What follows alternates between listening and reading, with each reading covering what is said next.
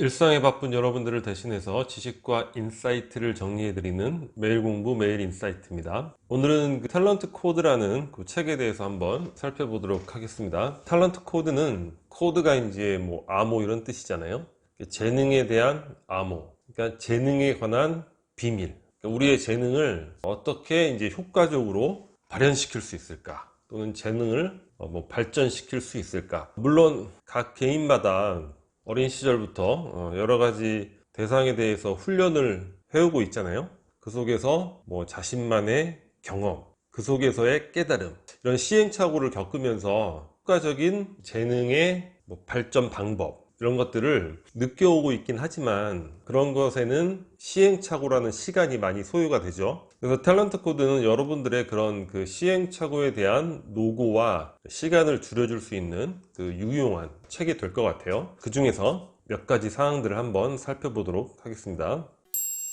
자, 첫 번째는 이 책의 이제 전체 내용의 요약인데요. 탤런트 코드, 재능의 비밀을 찾아라. 두 가지로 나눠서 이 책에서는 그 새로운 뇌 속의 그 물질, 그 미엘린이라는 물질에 대해서 아주 강조해서 소개를 하고 있어요. 이 미엘린이라는 물질은 뭐냐면 우리가 이제 연습을 통해서 재능을 발전시킬 때, 그러니까 우리의 모든 스킬은 어떤 뇌의 신경섬유라는 그 회로를 통해서 습득이 되는데, 미엘린은 그 회로를 연습을 할 때마다 까맣게 감쌉니다. 그러니까 회로가 전기라면 실제 생활에서도 전선을 까만색 그 플라스틱으로 감싸죠. 또는 노출된 부분이 있으면 또 까만색으로 막 감싼단 말이에요.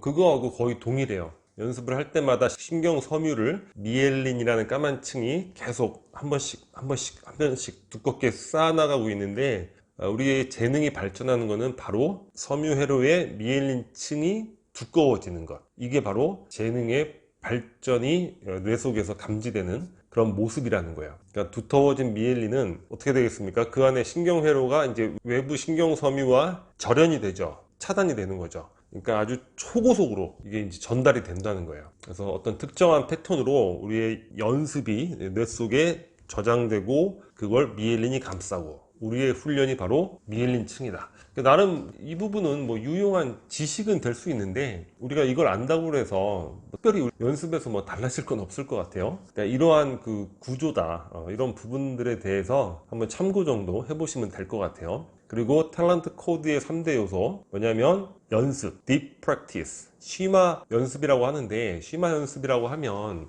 너무 그 교과서적이고 참고서적이잖아요. 그래서 그냥 deep practice라는 용어를 쓰는 게 나을 것 같고, 그 다음에 이제 동기가 생성되고 유지되는 점화되는 거, 그 다음에 교사죠, 마스터 코칭. 이 세 가지가 요소인데, 책 속에서는 매우 유용한 그러한 사례들, 인사이트들이 있는 것 같아요. 살펴보겠습니다.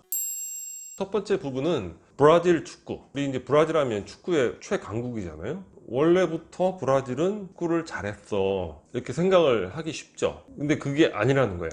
많은 사람들은 도대체 왜 브라질이 축구를 잘하냐, 기후가 연중 따뜻하니까 1년 내내 축구를 할 수 있고, 축구에 대한 열정이 뛰어나고, 또 인구가 많으니까 그만큼 좋은 선수가 나올 수 있는 확률이 높고, 또 가난을 이제 벗어날 수 있는 도구가 축구이기 때문에 잘하는 것이 아니냐, 이렇게 이제 분석을 하고 있는데, 이런 분석은 맞지 않는다는 거예요. 왜냐하면 브라질이 이제 국제 축구 대회에서 두각을 나타내기 시작한 시점이 1950년대부터인데, 그 전에도 이 요소들은 그대로 있었다는 거예요. 근데 왜 굳이 1950년대 이후에 브라질이 축구를 잘하게 됐냐, 그 이유를 이제 찾는 거죠. 50년대까지는 월드컵 우승도 한 번도 못하고, 지금 헝가리하고 브라질 한다고 하면은 압도적으로 브라질이 이길 거라고 누구나 생각을 하잖아요. 근데 그때까지만 해도 헝가리한테 4전 전패. 근데 이게 58년 월드컵부터 두각을 나타내기 시작하는데, 그 이유가 뭐냐? 브라질에 가보면 안다는 거예요. 풋살이라는 경기가 있습니다. 뭐냐면 핸드볼 경기를 생각하시면 돼요. 골대도 핸드볼 정도 크기고, 구장도 이제 딱 핸드볼 구장 같은 딱 그런 크기예요. 공도 제가 보니까 딱 핸드볼 공처럼 생겼어요. 이게 이제 1930 몇 년도에 우루과이의 어떤 분에 의해서 창시가 됐는데, 40년대부터 거의 브라질에 이제 열풍이 불게 됩니다. 국민 스포츠가 된 거예요. 왜냐? 일단 작은 공간에서 할 수 있잖아요. 그러니까 빌딩수, 뭐 자갈반, 모래반, 뭐 어디서든지 가난한 브라질 국민들 누구라도 어느 곳에서도 할 수 있고, 그래서 그 뒤에 이제 국제 풋살 대회에서 브라질이 38회 출전해서 35회를 우승하게 된 거예요. 무슨 얘기냐면 브라질이 축구에서 재능을 발휘하게 된 이유, 딥 프랙티스를 할 수 있었다는 거예요. 풋살이라는 경기를 통해서 딥 프랙티스의 시간들을 축적해 왔다는 거죠. 그게 발현된 게 1958년 EU 월드컵, 그러니까 40년대부터 풋살을 막 전 국민이 열광하면서, 그리고 공간이 작기 때문에 풋살은 사람과 사람 간의 관계도 굉장히 가까울 수 있다는 거예요. 그러니까 기교가 굉장히 발달하죠. 브라질 축구 선수들은 축구할 때 상대방 선수가 가까이 있어도 당황하지 않는다는, 풋살에서 그런 걸 많이 이제 경험을 했기 때문에. 그리고 5-6명이 이제 경기를 하니까 어떻게 됩니까? 여러 명이 하면 2시간 뭐 예를 들어 한다고 하면 그 한 사람 앞에 볼 몇 번이나 받아보겠어요. 그러니까 실제 열심히 달리긴 해도 볼을 만지는 그런 기교의 시간은 작은 거죠. 근데 풋살은 그런 시간도 수학적으로 봤을 때 훨씬 많고, 또 작은 공간이기 때문에 패스라든가 그런 것들에 있어서 정교함이 굉장히 요구된다는 거예요. 작은 공으로 하기 때문에. 이 풋살의 딥 프랙티스로 인해서 브라질 축구가 이렇게 성공하게 되었다.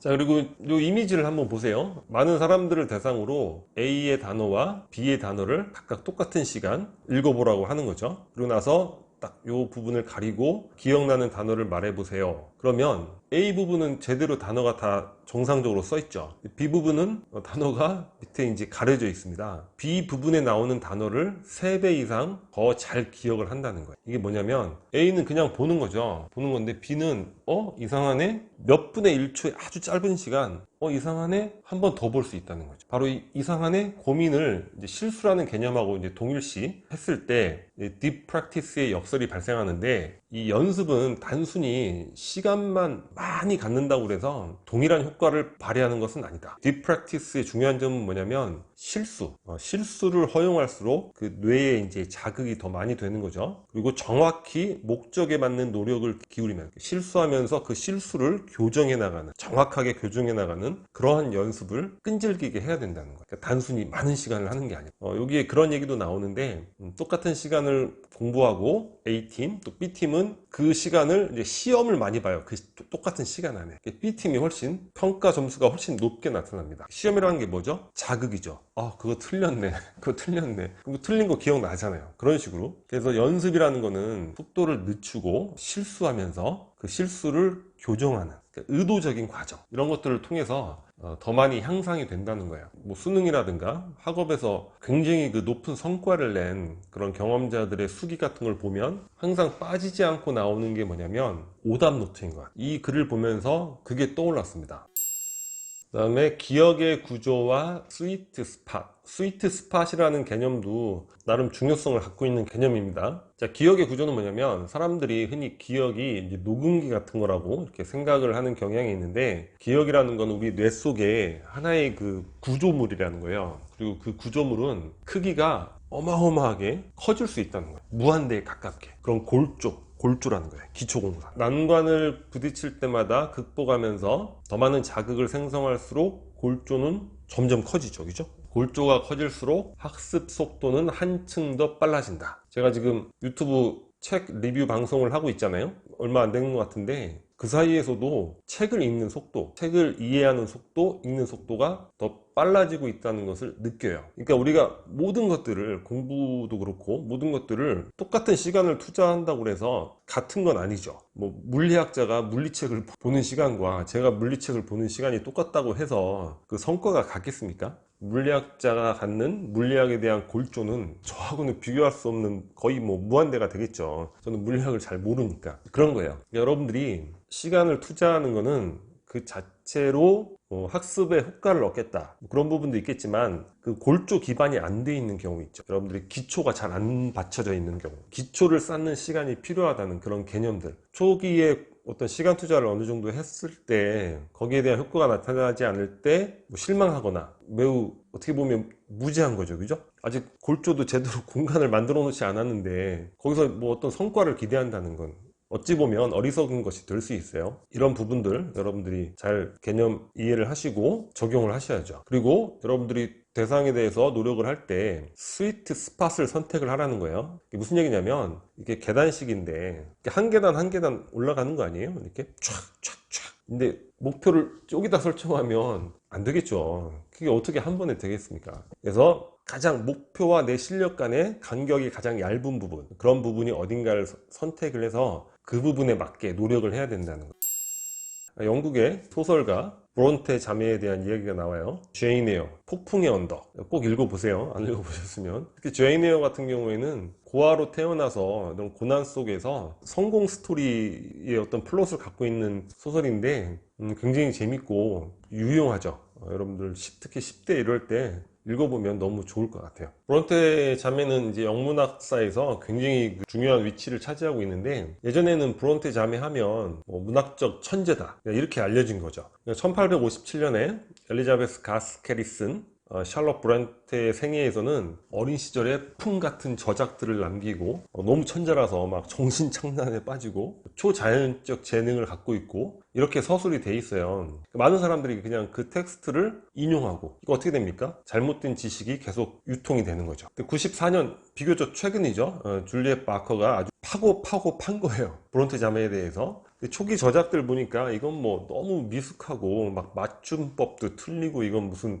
흔히 초등생들이 쓸 수 있는 그런 내용밖에 안 된다는 거예요. 뻔한 글이고 천재지문은 전혀 없다는 거죠. 근데 중요한 건 글을 엄청나게 많이 쓴 거예요. 그러니까 미숙한 모방과 다양한 형태의 글을 많이 썼어요. 바로 그게 브론테 자매가 재능 있는 소설가로 성장할 수 있는 데 있어서 딥 프랙티스가 된 거죠. 그리고 그거는 이제 브론테 자매에게는 글을 쓰는 게 서로 이제 마치 롤플레잉 게임, 던전 드래곤 하는 것처럼 사교적인 행위였다는 거예요. 글을 써서 이렇게 전달하고. 그러니까 브라질 축구 선수들에게 있어서는 풋살이 딥 프랙티스가 된 거고, 브론트 자매에 있어서는 글 쓰는, 서로 돌려가며 글 쓰는 이런 행위가 바로 딥 프랙티스가 된 것이다. 이렇게 이해할 수 있겠습니다. 그 다음에 이제 점화, 동기가 형성되고 유지되는 이런 부분이 나오는데, 우리가 사실 어떤 재능을 갖고 있는지 모르죠. 근데 그런 것들이 어떠한 계기를 통해서 이 동기가 빵 생기는 거죠. 그리고 그 동기가 유지되는 거고, 열정이 이제 점화되는 패턴에 대해서 이야기를 하고 있는데, 성공의 물꼬를 트는 돌파구가 한번 뻥 뚫리면 그 뒤로 이제 어마어마하게 많은 인재가 막 밀고 들어온다는 거예요. 처음 빵 한번 뚫으면. 자, 여기에 얘가 우리 이제 한국의 여자 골프에 대한 얘가 나옵니다. 98년도에 누구죠? 돌파구? 박세리 선수가 돌파구를 한번 딱 뚫으니까, 뭐야, 박세리가 해? 나도 할 수 있어. 이렇게 되는 거죠. 그리고 그 당시에 또 어떻게 됩니까? 어린이들 보면서, 뭐야, 너무 멋있잖아, 나도 골프하고 싶어. 골프 쪽으로 많이 진출을 하고, 그래서 1, 2, 5, 5, 8, 12에서 2007년도에는 33명이 우승도 하고 이렇게 유의미한 성적을 거두고 있죠.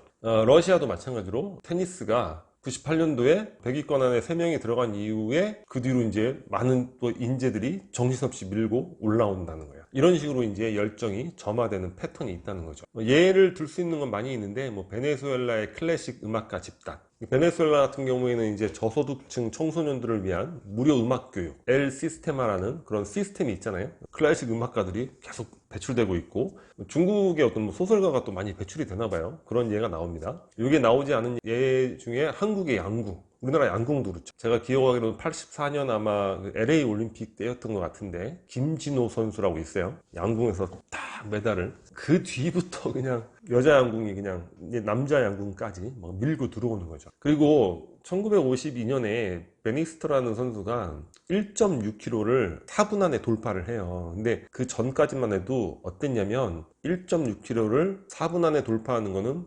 불가능하다. 이건 뭐 생리학자들이 야, 인간의 신체로는 불가능해, 이렇게 연구를 할 정도로 그렇게 인식이 되었는데, 52년도에 돌파를 합니다. 중요한 건 그렇게 불가능하다고 그 오랜 시간 동안에 단 한 번도 없었던 일이, 한 명이 돌파하니까 몇 주일 후에 또 한 명이 4분벽을 돌파하고 3년간 무려 17명이 돌파를 해요. 근데 우리가 이런 부분에 있어서 이러한 패턴이 있다, 이렇게 인식만 할 게 아니라, 뭐예요? 이건 생각의 문제, 관점의 문제구나, 이렇게 생각을 해볼 수 있겠죠. 지금 예를 들어서 여자 골프는 승승장구를 하고 있지만 전혀 없는 분야가 있단 말이에요. 동양인이 똑같이 생각을 하는 거죠. 머릿속에서 동양인이 많이 우승을 한 종목이야. 스스로가 1.6km 4분 불가능해?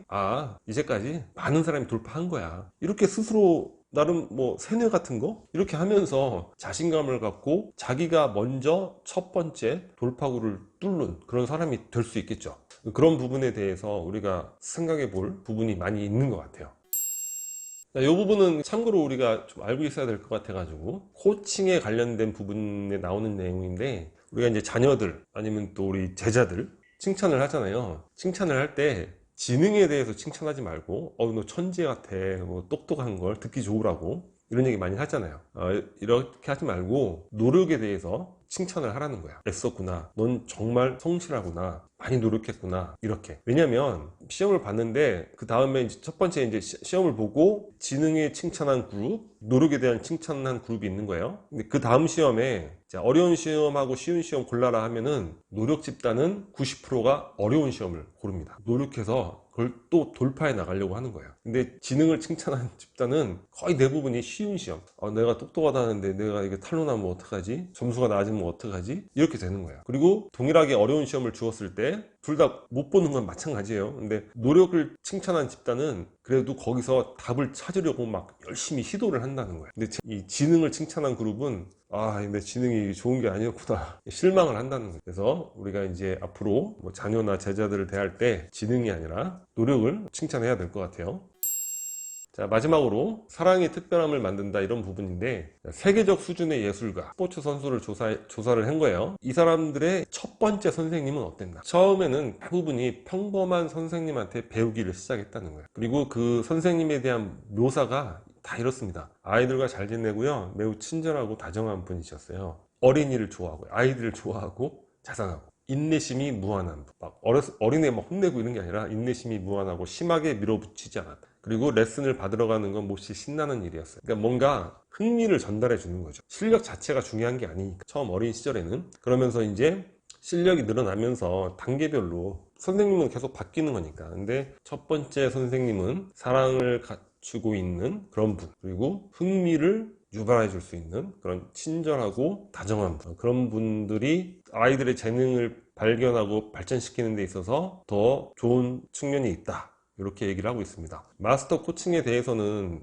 특별하게 많이 다루진 않고 이 앞에 부분하고 두 가지 정도 다뤄봤어요. 근데 이제 우리가 일반적으로 다 이렇게 꼼꼼하게 볼 만한 내용은 아닌데, 우리가 이제 어떤 코치를 하는 입장에 있는 분들 있잖아요, 가르치시는 분들, 이런 분들은 꼭 한번 참고를 해보시면 좋을 것 같아요. 특히 마스터 코칭 부분, 여러 그 코치들의 그런 사례들이 많이 나오거든요, 경험담. 그래서 그런 것들이 여러분들이 이렇게 가르치시는데 또 적용해 볼 수 있는 그런 사항들이 많지 않을까, 이런 생각을 했습니다. 사사로운 부분이라도 유용하다고 생각되는 부분이 있으면 꼭 적용해 보시길 바라겠습니다. 자, 오늘 영상은 여기서 마치도록 하겠습니다. 여기 캐리커처가 구독 버튼이고요. 구독과 좋아요 많이 부탁드리겠습니다. 감사합니다.